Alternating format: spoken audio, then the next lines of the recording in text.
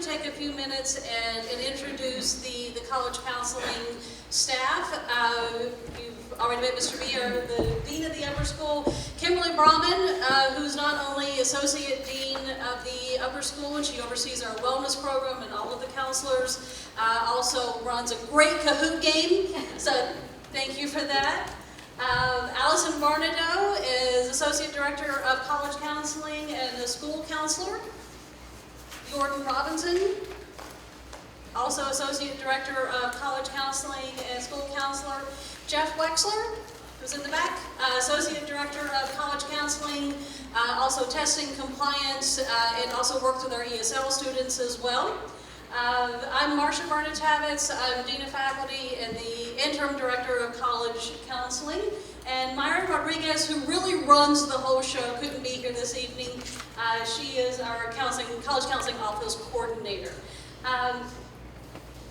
We are not the stars of the show by any stretch. They are seated on the stage. And we are pleased to welcome representatives from 3 different colleges. We have Elizabeth Costello from UCF.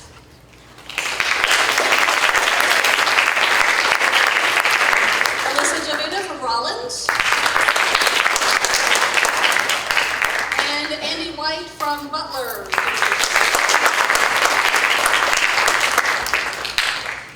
So what we're going to do, each of these panelists, our guests, has agreed to talk for a few minutes on a given topic. So Ms. Costello is going to be starting us off talking about beginning the college search process. And then Mr. Vita, the crafting the college admissions essay, Mr. White on demonstrating interest, and then they're all going to kind of tackle the idea of test optional, test required, test blind, and making the most of a campus visit. And then we'll open it up to Q&A. So any questions that you may have related to topics that they've touched on, or just questions that you have brought this evening on your own. So, Elizabeth, we'll turn it over to you. Thank you so much. Good evening, everyone. My topic is kind of starting off the process. So the first thing is congratulations on all being here. This is a great opportunity to hear about the college search process and to hear about some of the things that we see on the college side and see what we're looking for in the application review process. And how many of you that are out here today are nervous about the process of the college search? And if your hand doesn't go up, I think you may be lying. It's okay to be nervous about it, but it's a process that the more you know about it and the more you learn about it, the better off you're going to be, and better off your families are going to be, and students are going to have the less anxiety level that goes into the process. So we're going to try to take some of the myths out of the college search process tonight for you. So, how many of you are also getting a lot of mail, whether that be physical mail or emails, and from colleges and universities across the country? Some good hands going up. That is going to be your first line of looking at institutions. It's a great way, and sometimes people say, "Oh, I don't want to look at the emails. I don't want to open them. I don't want to read them. I don't want to look at all that mail." But doing research is going to be the biggest thing that's going to help you as you go into your senior year and you narrow down your college search list. Because the college search process is really about self-assessment. And I don't think most students will think that necessarily. And they think that they have to do all the research on all the schools and find out about the schools. But it really starts with finding out a little bit about yourself. And not just a little bit, a lot about yourself as where you're going into it. You want to be able to kind of think about the schools that you're going to be looking at and how you fit into those schools and how they fit into you. And the things that you're going to look at are going to be size. What size of an institution do you want to attend? Do you want to go to a school with 1,000 students? Do you want to go to a school with 15,000? Do you want to go to a school with 60,000? That is something that you need to think about and how you learn best and how you can, what's going to be the best experience for you. Location is also something you want to look at as well. Do you want to be in the same state? Do you want to be a plane ride away, a car ride away? Students don't necessarily think about that necessarily. They may think, I want to get as far away from home as I possibly can. But then when they're actually packing up in August and moving away, maybe that's not what they want to do. So think about where you want to be. Do you want that college experience to be near or far or in between. And then also majors. Majors are something that's important to think about as well. Some students have a major that they're really pretty certain about. If you don't, that is also okay. 25% of the students that I know apply to my institution apply undecided. And many of the students that have a major, when they have put the application in, will change that. So don't feel that you have to pick a major just to apply to an institution, but if you have one that you're pretty certain about, that's something you want to look at when you're doing your research for the different institutions that you may be thinking about narrowing down on your list, is the degree programs that they offer. Look at things like the admission requirements. Look at things about that kind of, do they match what your background is? We will all list on our application or on our websites things like our mid-ranges for our GPAs. If we are not test optional, we will list our mid-ranges for our SATs and ACTs. Those are the kind of things that the research in your 9th grade, 10th grade, beginning of your 11th grade, when you're making those kind of thought processes. Look at that, look at those kind of information for each of the schools that you're thinking about so that you can narrow the list, because it is a funnel. There's 4,000 schools out there. And then as you start narrowing it down to what is going to be a good fit for you, because that is ultimately what you're looking for. You're looking for a good fit for you. And finding that fit is something that is your job as you're going through the admissions process, is to find that right fit for you. And that fit will come to you as you visit campuses, as you talk to students on campuses. That is so important as well. Making sure that you can picture yourself there. You're making a huge decision, and for the next 4 years of your life, when you visit, look around. Can you see yourself there? Do you feel comfortable there? Are the students, are they answering, will they answer questions for you? And most students on campuses will. They'll tell you the good, the bad, and everything in between. When you go to campus, ask them questions. Why they chose that institution, and what their thought process was. That's going to help you make your decision when you go into your senior year and you're submitting those applications. And most of all, during the college admissions process, stay organized. That I think is important. We will all start to run together when you look at view books and things on websites. We all start to look very similar. Stay organized and really put everything into, maybe into a spreadsheet or maybe into a binder, and really kind of get a look at, and so that you can determine, that as you narrow down those schools, the ones that you want to submit those applications to. Because like I said, 4,000 schools, but you probably are only going to apply to a handful of institutions.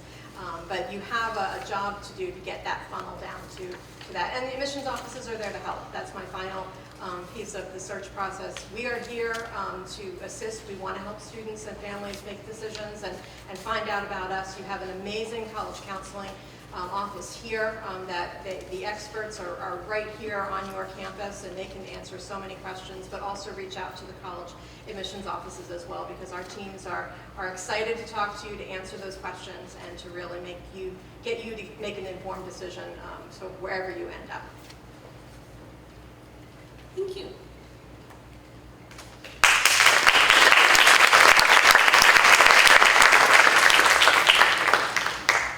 Alyssa? All right, hi everybody. Thanks so much for being here tonight. I am going to chat with you a little bit about the college essay, which is really the centerpiece of the application and what many of you actually might spend most of your time on. So it's important to note too, like Elizabeth said, there are lots of different processes in the way you go about these things, and so staying organized is really important. And so you'll want to note that actually not all colleges even require that you submit a college essay. Some will require it, and then some will actually tell you that it is an optional piece of the application. So it's still important to put one together. You'll have, you have a great college counseling team that can help you embark on that process. But it is an opportunity for you to spend about 1 page letting admission offices know who you are. So we spend a lot of time looking at your academic credentials, of course. But the college essay allows us to get to know you as a person, right? It's where your voice actually gets to come through in that process. And I read a lot of applications, I'll be honest, but the first thing I like to flip to is the college essay, because I feel like it's the opportunity for the student to really use their own voice and shine, and to have chosen a topic that is really genuinely important to them. So before we talk about actually choosing the topic, because I know that's a really daunting piece of the process, I just want to talk quickly about how to format it. You'll see many colleges don't require an actual format to the essay, and so it really gives you the freedom as the writer to figure out what the best way for you to communicate that message is. But when you go to choose your topic, also like Elizabeth said, it takes a lot of reflection, I think. So there are a lot of things that you can probably think about talking about, but as you do some internal reflection, I also encourage you to talk with your peers, with your families, with your counselors, with your teachers, because they can really help kind of enlighten you on what they think is really special about you, because it can be challenging to actually narrow down what that centerpiece of your application is going to talk about. One thing I want to drive home is that a lot of times students think they have to talk about a challenge. I think that's not 100% necessary by any means. Now, if you feel like there has been a challenge in your life that is important to talk about and that you think genuinely reflects who you are, then absolutely go for it. We want you to pick something that talks about who you are as a person, but know also that you don't have to do that. I know sometimes students feel that they have to, but it's definitely not a requirement by any means. Another piece of advice I have for the college essay is to use that opportunity to dive deep onto one singular topic. I don't want to spend a lot of time talking about what not to do at this point in the process for you all, but I think sometimes there's a missed opportunity when students just reiterate their resume, because we have your resume a lot of the time. We're going to spend time trying to picture who you're going to be at our institution, and so the essay is really an opportunity for you to pick maybe one thing on that resume or one kind of emerging theme in your life and dive deeply into that. Using that space on your application to just reiterate what we had already read before just isn't necessarily as helpful as it could be to us as admission officers that read applications in the process. I also want to talk about a few kind of interesting essay topics, at least that I've encountered this year, just to give some examples of what at least stood out. I've read hundreds of applications this year, so this is just a couple examples. Please know there are way more, but I had a student this year that wrote about how her red hair reflects who she is as a person. I thought that was a really interesting one. Another one that stood out to me this year was a student talked about her love for baking and how that really kind of came to be during the pandemic, and she wanted to perfect this chocolate chip cookie recipe, and she was like, dead set on that every day after she was done with her classes. And she really kind of tied that in together by talking about all of these different ingredients that she tried in different proportions in this chocolate chip cookie recipe, and how each of the ingredients represented a different part of her. So that was really cool. I've read one about how laptop stickers represent who they are. So you can go a lot of different directions with that college essay, but please know, for us, it's an opportunity for that voice to come through. And then my final piece of advice with the college essay is don't let your eyes and the admission officer's eyes be the only ones that see that essay. Again, you have wonderful college counselors here. Have them look at it and have lots of iterations of that essay. That's totally fine. Have your teachers look at it. Have your peers look at it. Have your family look at it. And they can give you some helpful feedback along the way. But just use your resources because they're here to help you. Lots of people are cheering for you along the way, and the college essay is a really great place to start. Thank you. Thank you.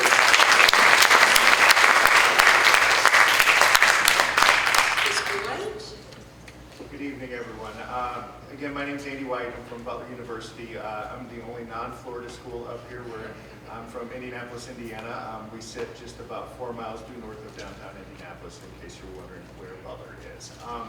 My topic tonight is a little bit of a newer phenomenon, I guess, in terms of the college search process, the college choice process, or decision-making process. It's the idea of demonstrated interest. And what I mean by that is, kind of assuming all things being relatively equal, the question that I get so often is, how do I make myself stand out? And there's no right or wrong answer to that, but there's kind of a path that I can point you down, and it's the idea of simply raising your hand and showing a school that you're interested in. And just to have a little bit of context, the last 15, we'll call it 20 years, the Common App, for parents in the room, if you don't know what the Common App is, it's one generic application that you can fill out essentially once, and then it can get sent off to multiple different colleges and universities. Well, the Common App has kind of muddied the waters a little bit, and that students are applying to probably more schools today than they ever have before. And so schools on the other end of that conversation are saying, okay, how interested is this student in our school? And so the way to kind of set yourself apart in that sense is, like I said, to raise your hand. Now, how do you do that? There's a host of kind of formal ways that you can go about raising your hand. The most obvious to me is visit campus. Any school that you're strongly considering, go see the school in person, because that's not only going to show the school that you're interested, but it's also going to be the most useful, time that you could spend when you're actually considering a school, because you can do the tour, you can meet with faculty, you can do all that stuff, but I swear when you walk onto a college campus, you'll know within about 90 seconds if that school is going to be a good fit for you or not. So I say go visit any school that you're strongly considering, but that's also showing the school that you're interested. There's other ways to do that. If a college rep like us comes to visit your school, you're interested in that school, come down and chat with us. Fill out the contact card. We will then go back and we will log that conversation that we had with you, and that's a way of raising your hand. There's open houses on college campuses. There's, thank you COVID, now we have a whole bunch of virtual options that you can come, quote, see a campus. But there's informal ways as well. If you're interested in an academic camp or an athletic camp, anybody on our campus will share information. This is the group of students that were here, and then we will add you to our database, and then, like you raised your hand earlier, we'll start bombarding you with our propaganda. So there are a whole host of ways to kind of raise your hand and let the school know that you're interested. College fairs are another. Now, knowing full well where I am right now, there's kind of a part B to that conversation, and how do you show demonstrated interest as a prospective student athlete? And I always say that that's also a little bit more art than science, but I would start off by just simply introducing yourself to a coach. If there's a school and there's an athletic program that is your dream fit, your dream program, don't assume that the coach will find you. Reach out and introduce yourself and just start the conversation. You can share any highlight videos, you can share a profile or a bio if you have it, and just start the conversation. Now, the way to do that in most cases, I'm guessing athletic departments across the country and specific teams will have a prospective student-athlete questionnaire that you can submit online and then attach any of those things that I just mentioned. But that's just the thing. You just start the conversation, and then I would not hesitate to follow up with an email. Because keep in mind, if a program is your dream program, it's probably a dream program for somebody else as well. And so just follow up with an email to that coach and say, I am genuinely interested in playing for you. Now, there's NCAA regulations and when they can respond to you and all that good stuff, but just be your own best advocate when it comes to that conversation. The other thing that I'll say, and part of my job at Butler is I'm the admission liaison to our athletic department, so I work very closely with our coaches, is I will say, be realistic about what program would be a good fit for you athletically. Every year I talk to 3 or 4 young men who want to play basketball for Butler. Well, we're a Big East school, and these young men maybe didn't even play JV basketball. And so, it's not going to be the best fit for them. So just be realistic, know what would be a good fit for you, be your own best advocate, own the process as much as you can. And like I said, don't assume that a coach will automatically know who you are, so it's always a great idea to introduce yourself. And then most importantly, have fun. It's a big decision you're about to make. The search process is kind of that first big kid domino that you're going to push over and kickstart the rest of your life. So enjoy the process. I know there's some anxiety and some stress that's built into it, but just enjoy the process, have fun, and listen to your gut about what's the best fit for you. Thank you.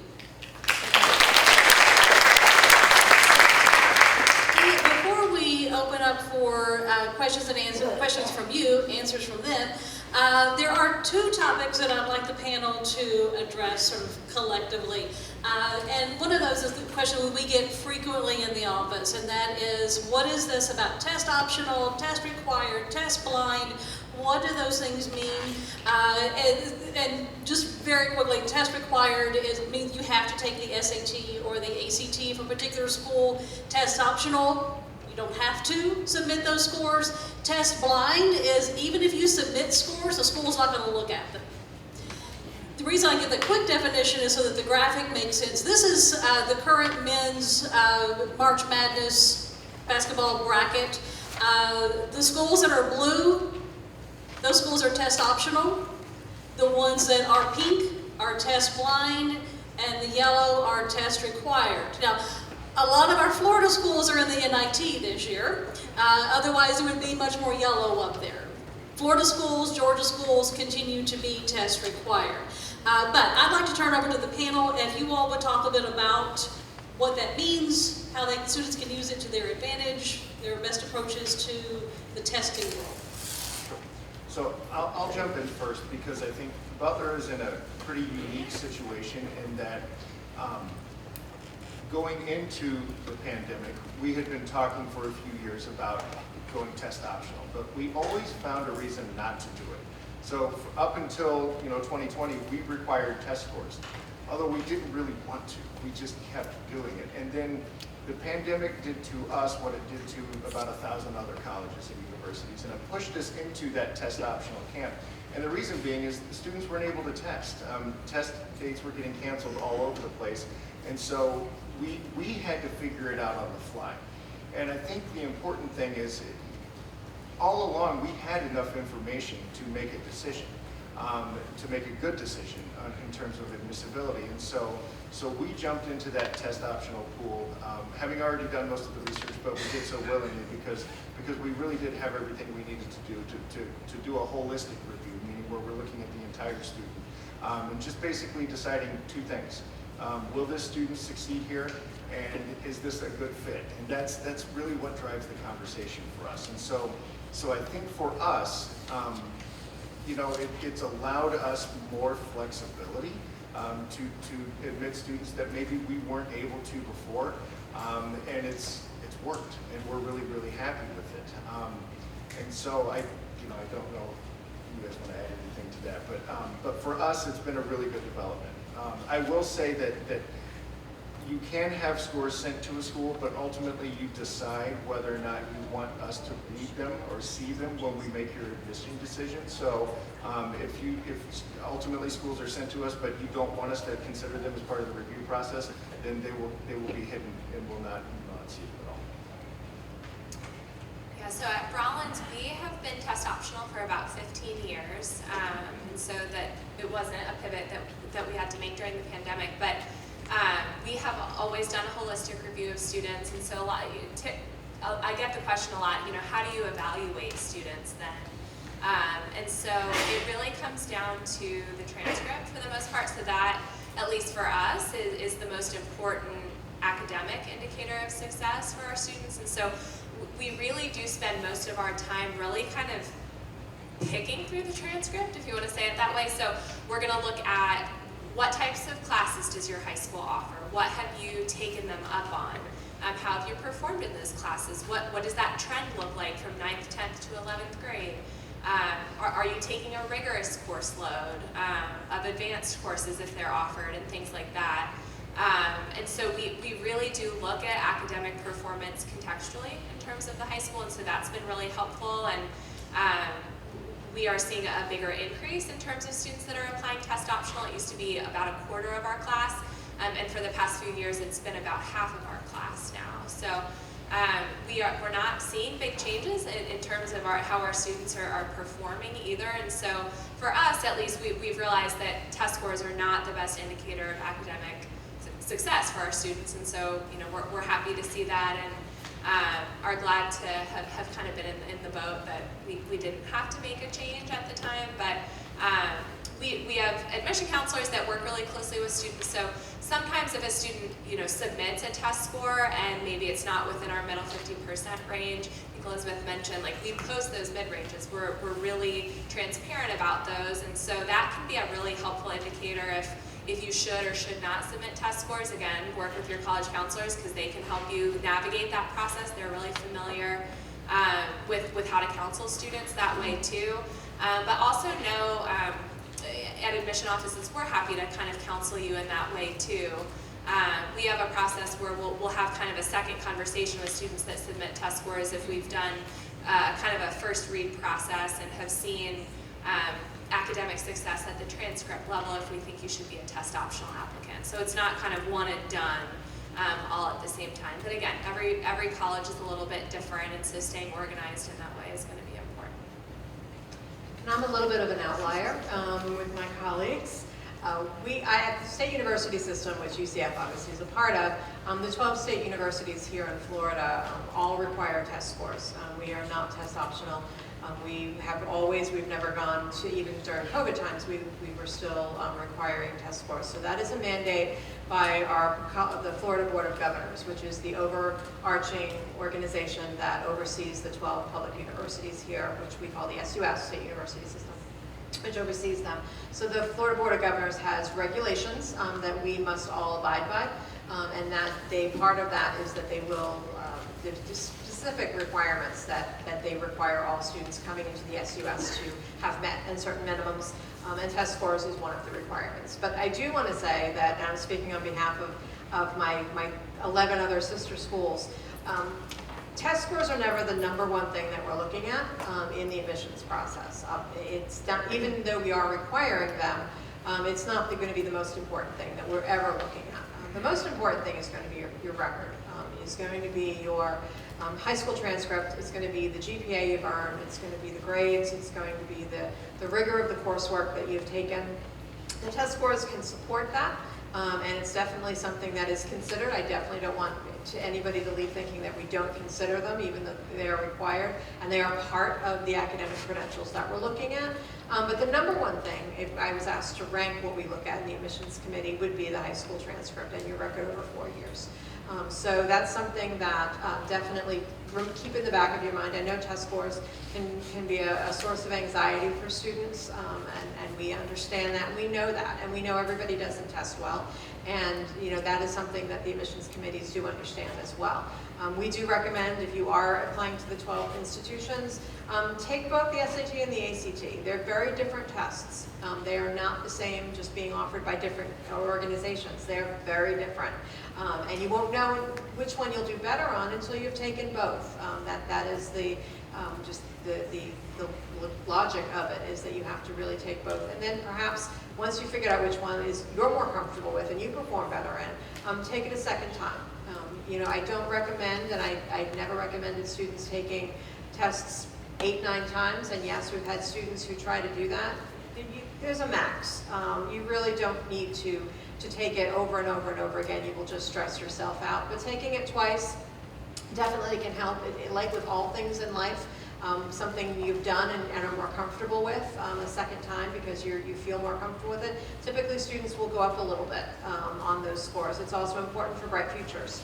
Bright Futures here in the state of Florida requires test scores as well. So it's not just for state university admission here in Florida, it's also for the Bright Futures Scholarship. So do keep that in mind as well. You do want to be able to, if you're looking for that Bright Futures Scholarship, know that that is part of the certain score that you want to meet that benchmark that is established by Bright Futures. So the earlier you can test, the better. I mean, definitely taking it in your junior years is a great opportunity, and then that leaves you the fall of your senior year to be able to take it again and find the test score, whether it be the SAT or the ACT, that you prefer and you want to submit.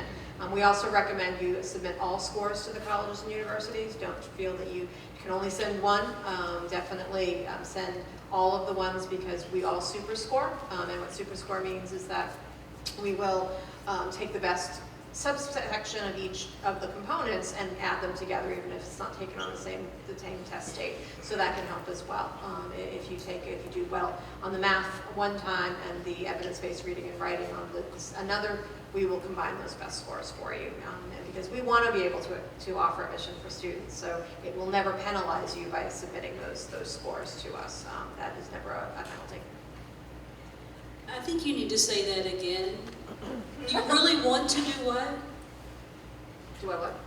You said schools really want to admit. Absolutely. I wasn't sure which part to repeat. I'm sorry. We're the offices of admission, not the offices of denial. We do not want to deny students. If you want to attend our institution enough to apply, we want to be able to find a reason to be able to offer you admission. We want you to be successful on our campus. So that's why we're looking at those academic credentials. But we want to be able to offer you admission. One more quick thought before we move on to the next question, and that there's kind of a part B to the conversation too, because any school you're looking at that is test optional, find out how their scholarship process works, because at some places you can be fully considered without scores, and other places you might have to have test scores to be fully considered for scholarship dollars. That's a really good point to make. Thank you for that. And I know we're giving you a lot of information. This is not the only time that you're going to get this information.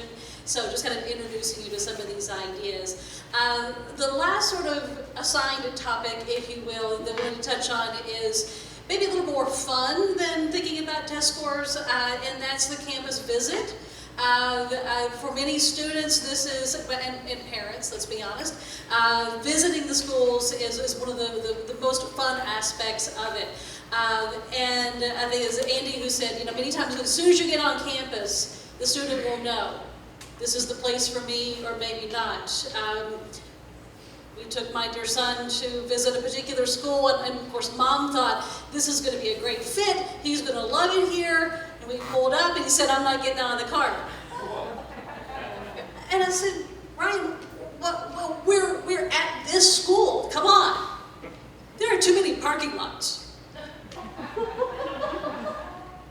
So we turned around and we left. I'm like, I'm not going to try to convince him that there was something about the feel of it that he didn't have it. So if your child dislikes parking lots, it's a good idea to visit to see if there are too many of those. I've put up here our policy at Montverde for college visits, just for your reference. We do encourage students to make visits during breaks, vacations. We always say, if you're driving within the state of Florida, outside the state of Florida, and you see a sign for a college 10 miles off the road, go see it. Drive through the campus, see how many parking lots, and just see what you think. You're not committing to anything, but I would like for the panel talking about college visits and how students and families might make the most of a campus visit. So campus visits are really important, and I want to preface this first with the fact that so many of us now have virtual tours, so they can be kind of a helpful starting point, at least, just to learn more about campuses. But I still absolutely recommend that if it's feasible, to go in person and see campuses, because a lot of times it is a gut feeling. You feel a certain way if it's the right fit for you or not once you get there. But one piece of advice I have for the campus visit is, if you can, going during a time where there are students around. I think, if you can go at all, it's helpful, but if you can make that a goal to make sure that there are students around, just simply because you can interact with them, right? So the campus community is made up of faculty, of staff, of students, and so these are the people that you could potentially be, spending a lot of your time around, and so that can give you a helpful sense of, is this the right community for me? Is this the right fit for me? Second piece of advice I have with the campus visit is, if you can, and if an admission office will offer doing this, go to a class if you can. Interact with faculty. Ask if you can have coffee with a student. Try to make more out of your time on that campus. Get some more bang for your buck, for lack of better words, but spend more time actually interacting with the community in that way. We all do really wonderful information sessions and campus tours, but it's a little bit more of a package deal, to be honest, but if you actually interact in that academic setting, if you interact socially, maybe go to the dining hall, see what like a typical day in the life of a student would be, because that's going to give you the best sense of whether or not it feels like the right fit for you.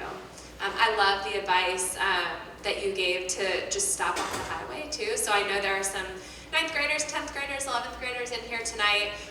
If you are going on a trip with your family, or if you're playing a game somewhere, stop off and just look at some different places, because especially early on in that search process, it'll help you kind of gauge what those really important factors are in terms of size and location. And the only way to really figure out what the right fit is to actually see it and try it for yourself. When I was in your shoes, I remember thinking I wanted to go to a really big school, and I wanted to go out of state. And I ended up staying in Florida, and I went to Rollins with 2,100 students. And I wouldn't have known that had I not actually set foot on campus and interacted with the people and realized that, oh, this is actually a better fit for me. It's not just like a pipe dream. So those are my pieces of advice, but I know my colleagues also have some as well. I will say, especially for the smaller, if you're looking at a smaller school, in advance of your visit, reach out to your assigned admission counselor, because not only is this going to be the person that reads your application and can advocate for you, they would probably be more than happy to meet with you, especially if you're coming from a pretty significant distance. And then they can probably also recommend good restaurants and things to do around the campus as well. And so I like giving that kind of information anytime somebody asks. The other thing that I'll say is that when you visit a school, just know that schools are going to try and control the visit as much as possible. We want you to see the shiny new things that we've just built. We're kind of scripting our tour guides in most cases, but look at the things that we're not wanting you to see, or not intending for you to see. Walk around on your own if you have a little bit of free time, and just stop folks and ask them questions. Even if it's as simple as, do you like it here and why? And then I always say, when you're on a tour, when you're on a campus tour, look at the students. Look at the faces of the students. Are they happy? Or do they kind of seem miserable? Or what does the feeling of the campus kind of look like? So these are all fair questions to ask, because this is a pretty significant decision here. Excellent advice, and hard to follow my colleagues, because definitely those are the big pieces that I was thinking about as well. One of the things I would definitely encourage you to do is to find out if the institution makes appointments, or if you can just walk in. It does matter, especially at larger public institutions. Our tours can fill up months ahead. We offer at UCF, we offer 2 a day, Monday through Friday, in addition to some of our open houses, but during certain periods of time, they can fill up literally months ahead, and you don't want to have planned a trip and not be able to get onto a campus tour. A self-guided tour is wonderful, but being on a campus tour with a student ambassador is the best way to go if you possibly can, so I would encourage you to do that. And then eating the dining hall.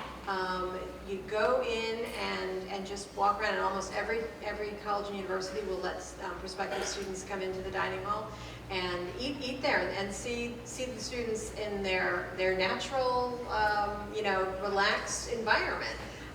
And see if you can picture yourself there, because that is something that it's a great opportunity, and it's also a very good way and an easier way than just walking up to somebody walking across campus. It's a very easy way, standing in line, ask the student in front, where are you from? I'm thinking about applying here. What are your thoughts? Because that's something that you want to be able to kind of get a feel for before you leave. And ask us the hard questions. We are all here, and our teams are all on our campus to answer those questions. While you're on our campus, that's the kind of time to really grill us. We want you to be able to, if you have something in the back of your head that you're thinking about, ask it. It's probably not the first time we've heard the question, and we want you to make an educated decision and to know all of that information. So, and if there's one thing that you're particularly looking for before you go, if you are, for example, you're interested in theater. Theater may not be on every tour stop on a campus tour, but if you know that you really want to be be in plays and be in the theater, and you want to see the theater, check it out and find out where it is on campus, and then just kind of walk over and walk in. Chemistry labs, you want to go in and see them. Know what's interesting to you, because our campuses are all too big to show everything. So if you have some specific things that you really, really want to check off your list as you go to each visit, make sure that you do that, because that's the time to do it while you're on campus. Thank you all very much. That is very, very helpful. So we want to open the floor for your questions. We've got about 30 minutes or so left. Probably the only guideline with questions would be we want to keep them as general as possible. So, maybe not the time to say, my child is taking this class, is this class better for that class? And it's kind of avoid those I questions and my questions, so that they're general for everybody. We will, in the office, we will try to get to those I and my questions, those more specific things. So Mr. Wexler is going to grab the mic for the other side. I'm going to hand this off to Mr. Robinson. If you have a question, raise your hand, and we will answer as best as the panel can.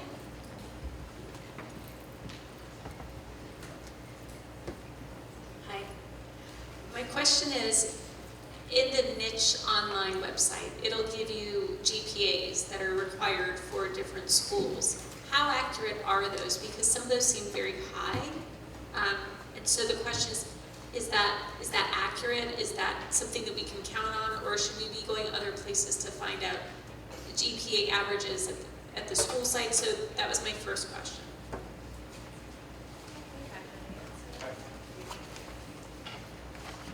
I think the data that you see there is pretty accurate. Okay.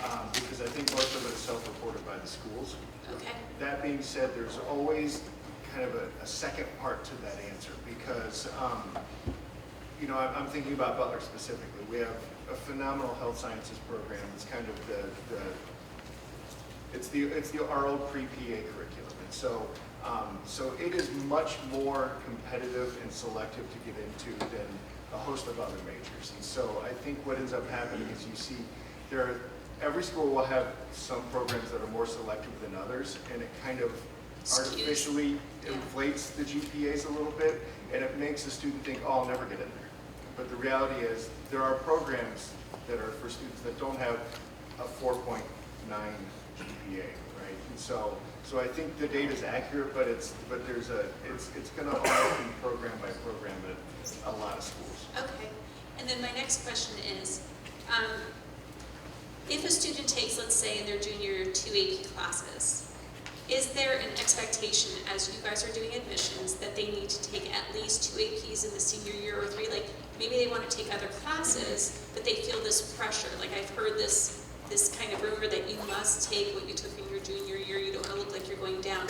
So is there an expectation, as you're looking at these applicants, that if they take 2 and they know that you can do 2, you really got to find another 2 or 3 in your senior year? I think we want to, when we're evaluating an application, we want to see that a student is challenging themselves. But we're not necessarily, dinging them for not having, X this, Y this. But, we would like a strong senior year. I would definitely wouldn't want to leave with the impression that we don't want that, because there are sometimes students have met all their requirements and then their senior year looks extremely weak. That's something that will stand out to an admissions committee. But do you have to take 2 if you took 2 the previous year? I do not believe so. That's not something that a committee would hold against them. But doing well on those courses and keeping a strong senior year, because of the fact that, for an example is math. Some students don't want to take math their senior year. However, when they get to our campus, almost any campus, regardless of major, you're going to take a math class your freshman year in college, and whether it be a college algebra class or something. If you're away from math for 2 full years, that's not setting a student up for success. So it's not that we're being overs and wanting them to take a course that they don't want. It's making sure that they're ready to continue on our campus and be academically successful. My final question. Sorry. If a student's interested in like a music program, how Do they contact the school? Is that part of the process? Like, where does that happen? Because I think it's clear on the athletic side, but it's not always clear on maybe the art side. I think it's going to be a little bit different, to be honest, at different schools. I can speak for Rollins, for instance, because we just offer Bachelor of Arts degrees, we don't require an audition process for the major, but we do offer music scholarships, for instance, and so that does require an audition process. And so my advice would be, like, as your student is building their list, to reach out directly to each of the schools to see what the different requirements are for that music program. Ours is a little bit different. So we almost look at performing arts like it's athletics in the way it works on our campus. I'm thinking specifically of our ballet program. It's Juilliard, it's NYU, it's us. And so it is pretty rigorous. And they work with students. There is an audition. There's all of the things that you would anticipate having in place for a program like that. But they actually have their own recruitment people that will work with prospective students. And so, again, it's just kind of making yourself known, raising your hand, like I said earlier, and then, you know, you can work with the schools to talk about, okay, what does the audition process look like? How exactly does this work? What should I prepare? How should I think about it? All of those, you know, questions that you have are perfectly valid to ask. I think there's a question at the top row at the back.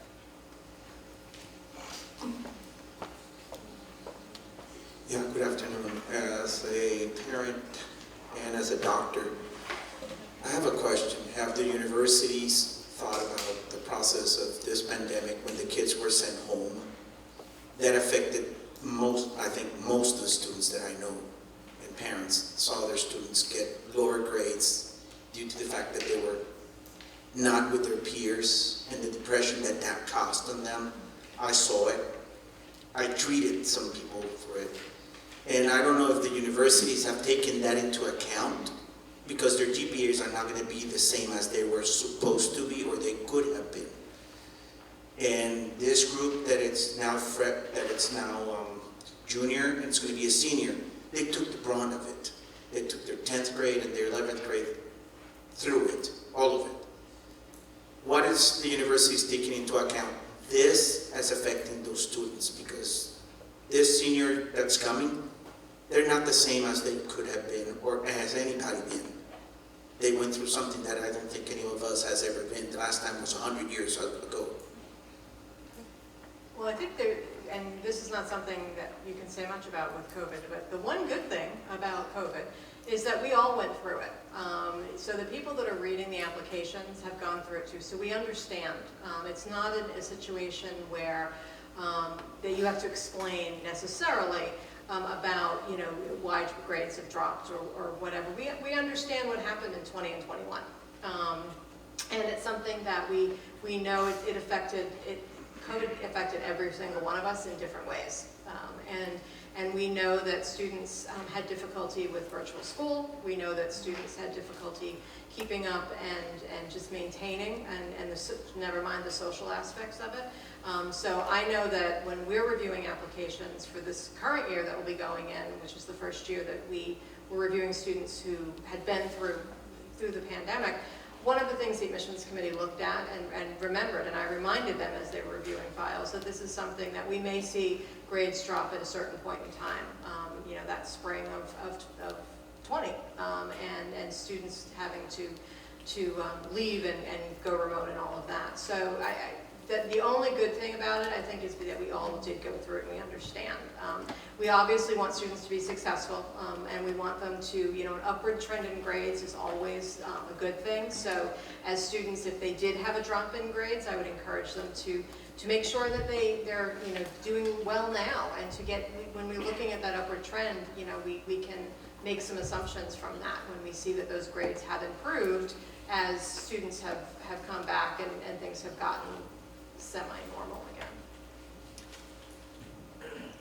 Yeah. The only thing I'll add to that that is many colleges have opted to add a question about COVID that can help students provide some context for, if there's something they want to share that they went through during COVID, that it's kind of like a more information section of the application. And so if a student feels like there's something impactful and helpful for an admission committee to know, that they can elaborate on it during that time. I think the idea is that we're much more frequently giving students the benefit of the doubt. And like when we're reading in our office, when we're reading applications, we don't assume a pass-fail means this. We assume that was the only option that student had to take the class that way. So we're giving them that's just one example, but we're giving them the benefit of the doubt. But I think beyond that, beyond the admission decision, I think the really important outcome is that every school now is watching more carefully and more closely for students who might need additional supports once they're on our campus. And we're relaying that information to those different divisions and offices on our campuses that would be there to support students once they're here. And so I think that's, again, another positive that's come out of this is that we're much more aware of when a student might need support just based on what we're seeing in the application.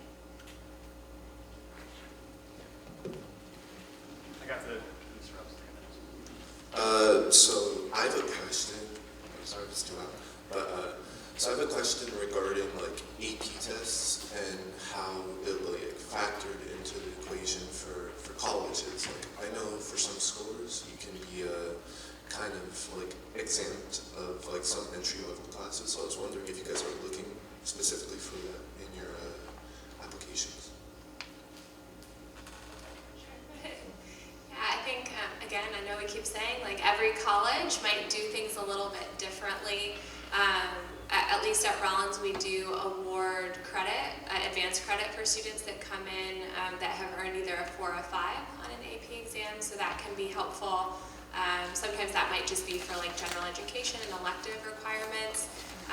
So, for instance, if you took AP Bio and you got a 5, we might give you elective credit, but we would still want you to take our introductory level biology course, for instance, for the reason that college is different, right? So we want you to have that good foundation at our institution and in the major that you're pursuing. But again, every college might do things a little bit differently, but all of us should, for the most part, have a website that talks about awarding advanced credit, and so that can help you kind of navigate that process. And then just very quickly, just keep in mind, it's a two-step process in most cases because most colleges will open up their application, early in your senior year. August 1 seems to be a date that a lot of schools will use. Well, when you apply, we won't have all of your AP test scores. And so we're making admission decisions based on the letter grades you received and the classes that you took, whereas the test scores will be more for placement once you're on our campuses.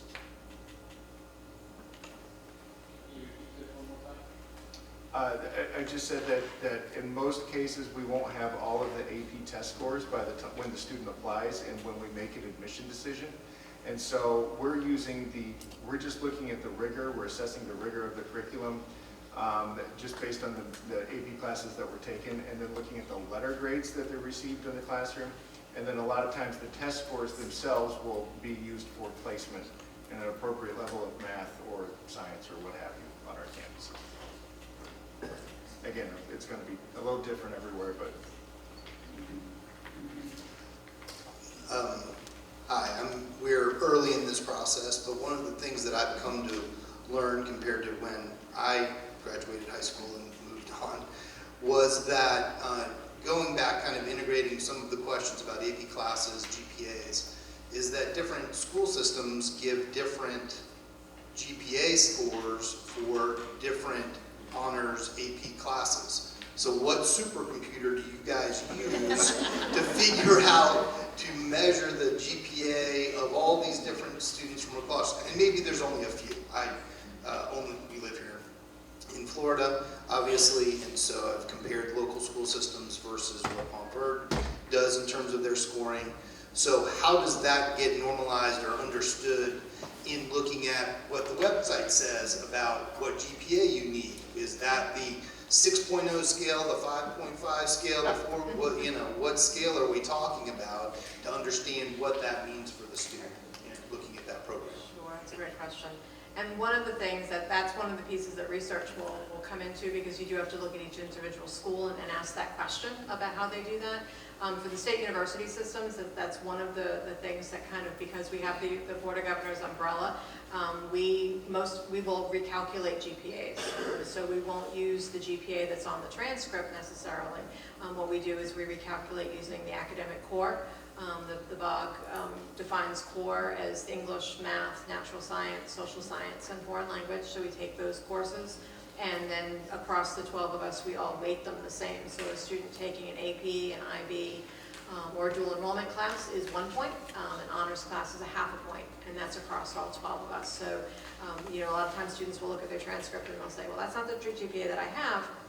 It's because we are taking out those non-academic courses and looking at it, because there are a million different weighting systems. And even here in Florida, each public district has different ones. So that's the way we've kind of leveled the playing field out for everyone at that point. They don't differ dramatically, so that a student shouldn't worry about, will it go from a 3.0 to a 4.0 or down. They're pretty close, but they won't be matching exactly, more than likely.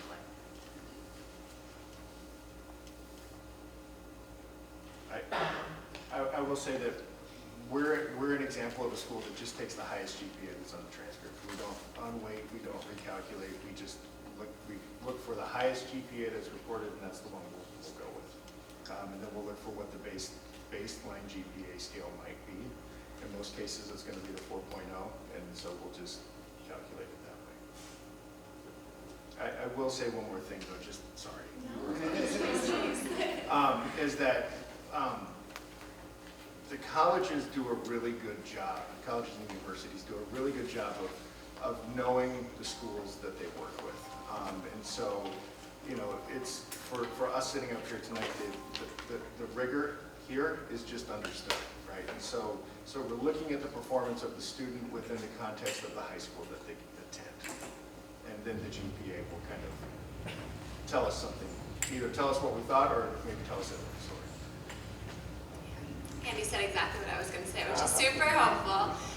Just that we do take a lot of pride in knowing the high schools of the students that we work with. And so, for instance, at Rollins, we do an unweighted GPA of just the core courses. And so students sometimes get worried that we're not looking at the rigor of the high school, looking at the rigor of the courses that they've chosen, but that's more of the qualitative piece, and then the GPA recalculation itself is more of the quantitative piece, and they're both important at the end of the day.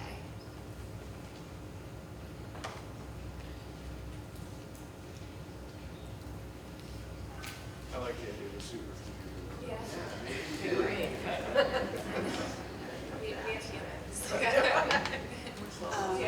So kind of an add-on to that, is there a difference or a preference between AP versus dual enrollment classes?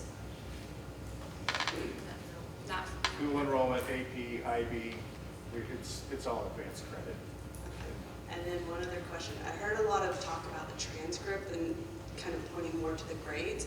Are extracurriculars a factor anymore? Because I didn't really address that. That's definitely a part of holistic admission. I know we've probably talked a lot about academics so far, but yes, absolutely. Extracurriculars, what the student is doing and spending their time outside of the classroom is really important. Because at the end of the day, we are looking for students that are going to be great additions to our community, not just students that are going to sit in a classroom and study. We want a broad range of students that are going to do a lot of different things, and so understanding what they're doing extracurricularly is really important because it helps us envision who they might be when they join our community. So yes, very important, and most of us will have a resume section that can allow students to elaborate on what those commitment levels to those extracurriculars look like. So yes, definitely important, especially in the context of holistic admission.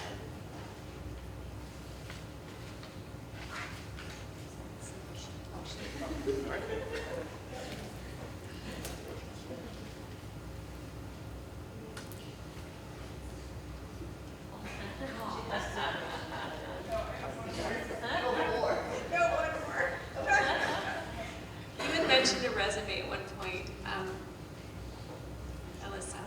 And so you said it was going to be on your resume. What is the resume? When you mentioned resume, what does that include? Yeah, so that is, I'll just give an example, at least for us. So we allow students to either fill out the application and list out all of their activities and elaborate on any leadership positions, how many hours they spend per week doing that. The common application is the same way. I think most of us are probably very similar, but some students do actually put together their own resume that looks kind of like what you might apply to a job with, to be honest. And so they have that freedom to submit that, at least at Rollins as well, as an addition or as a supplement to the activities section of the application itself. To kind of loop back to an earlier question, one of the things that we're being asked a lot these days is, I didn't get to do anything outside of the classroom for a year and a half because of COVID. Am I going to be penalized for that? And the answer is no, of course not. And it just goes back to us being more flexible, more nimble, and how we're looking at and interpreting what we see in an application. But I always say 3, maybe 4 activities where you show demonstrated leadership and work ethic. We don't need to see 25 things.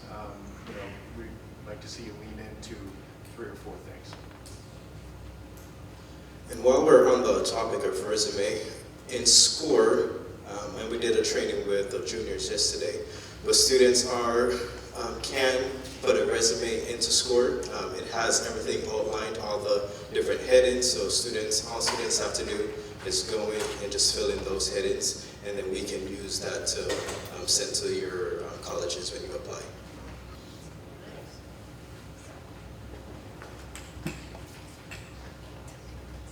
Any other questions?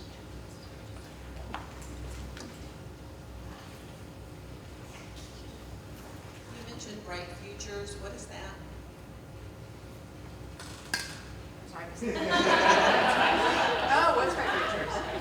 Bright Futures is the scholarship program through the state of Florida. It started back in the 90s with basically it was funded with lottery money. I don't know if it still is at this point, but it was done in the 90s.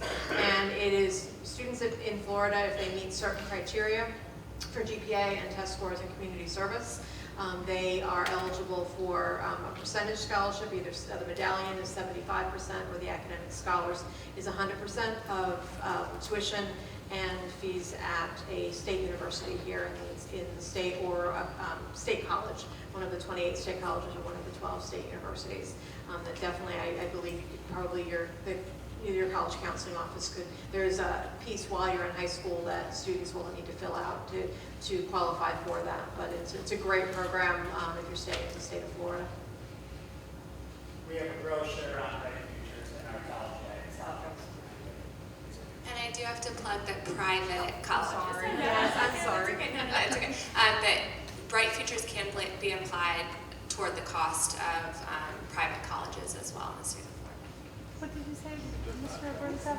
What was the statement? I didn't hear. We said we have a brochure in our college guidance office on Bright Futures. Oh, okay. Yeah, so the deadline to apply for seniors is August 31st. There's plenty of time for them to get their Bright Future application.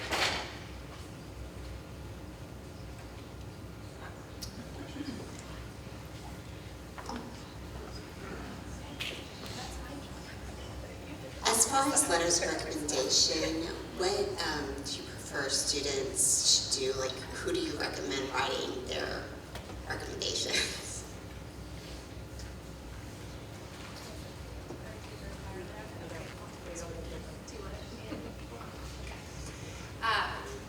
I feel like I keep saying this, but every college is a little bit different. At least at Rollins, we actually only require 1 letter of recommendation, and we do specify that it has to come from the counselor. We're probably going to be more flexible about that, to be honest, next year, but and to open that to someone in the academic realm, so that could be a teacher. Typically, when students ask me this question, I usually just say someone that's going to be able to speak positively on your behalf that knows you well enough. One of my colleagues always talks about if someone needs a full resume from you to write you a letter, they might not be the best person to write you that letter, just because I think I mentioned earlier, it's not always very helpful for us if a letter of recommendation or an essay is just reiterating all of the activities. That letter is really helpful to us because, again, it provides more context on a student in the lens of somebody else. And so I don't think there's like a perfect formula for that, but generally, a teacher or a coach or a community leader that knows the student well enough to write a solid letter. I also got advice back in the day. It's important to ask, do you feel like you're able to write me a positive letter of recommendation too? And I think in general, people will be honest and say, maybe I don't have the time, or things like that. Sometimes they don't know you well enough. And so I think that's an important question to ask during that process as well. And just make sure that you give your recommender enough time to write a letter. I hear that all the time. Well, I need a letter tomorrow, and it's not going to work out in most cases. And just on the same topic of letters of recommendation, check the application page or the admission page for each individual institution, because some institutions do not accept letters of recommendation. So you don't want to submit something if they don't want it. For example, a number of state institutions, including UCF, do not want letters of recommendation in the initial admission process. So just kind of make sure some are required, some are highly recommended, some are not required at all, or not accepted. So just check that.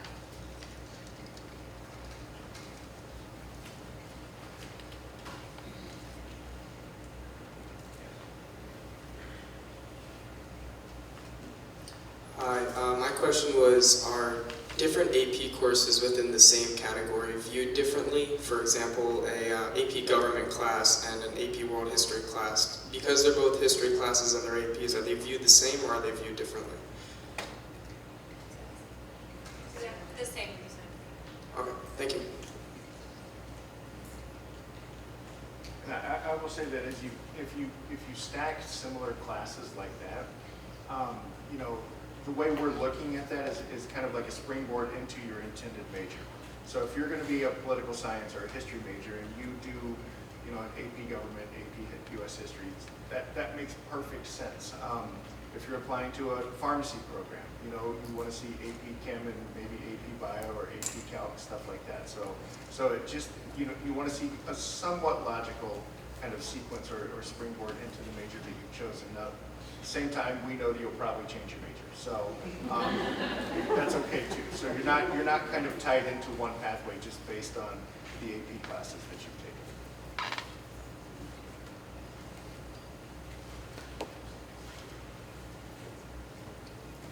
Any other questions?